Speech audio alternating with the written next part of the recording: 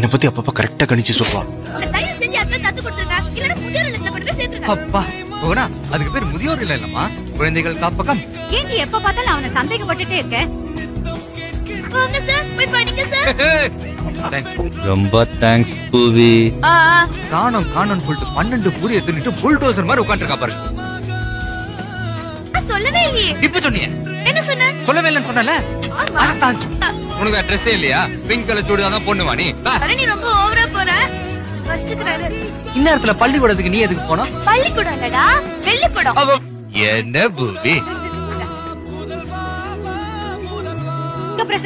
அவன் கூட சண்டை போடுறதுலயே தெரியாரு.